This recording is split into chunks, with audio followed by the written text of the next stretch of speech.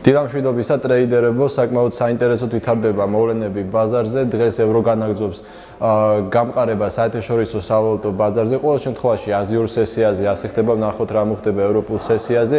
ამასთან ევრო ყარდებოდა მთელი კვირის განმავლობაში, ესე თქმა უნდა, მოლოდინია გამონეროს პირველ რიგში ფუნდამენტური პროცესებიდან და მოლოდინია ასევე ამერიკის დასაქმების მაჩვენებლის. დღეს შეარჩიეთ ორი მნიშვნელოვანი ფასი ევროდოლარის სავალუტო წყვილზე, ეს არის 1.1230 1.1200 ამ ორი ფასის გარღვევის შემთხვევაში შესაძლოა ვივაჭროთ იგივე მიმართულებით, რადგან შეაძლოა ტრენდი ჩამოყალიბდეს კვირის ბოლომდე ამ ორი ფასის გარღვევის შემთხვევაში. გუშინ ჩემს მიერ შემოთავაზებული ზედა ფასის გარღვევის შემდეგ, რა თქმა უნდა, გაგრძელდა ტენდენცია იმავე მიმართულებით.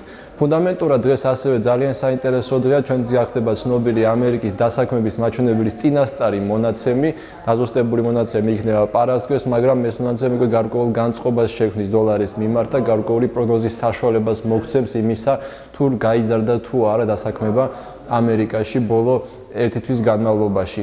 ასევე შეგახსენებთ, რომ გუშინ ცნობილი გახდა ახალი ზელანდიიდან რძის პროდუქტების ფასების ინდექსი, რომელიც მნიშვნელოვნად გაიზარდა, რაც რა თქმა უნდა საკმაოდ დადებითი ზეგავლენას პოვებს ახალზელანდიურ დოლარზე და ასევე ცნობილი გახდა დიდ ბრიტანეთში შემსყიდველი მენეჯერების ინდექსი სამშენებლო სექტორში. ეს მონაცემი შემცირდა, რა თქმა უნდა, მონაცემები განაგრძობს შესუსტებას დიდი ბრიტანეთიდან, რაც საკმაოდ სტაბილურ და ნეგატიურ ზეგავლენას პოვებს ფუნტის ფასზე საერთაშორისო ბაზარზე. დღეისათვის სულ ესეო, გისურვებთ წარმატებულ ვაჭრობას, ხვალამდე.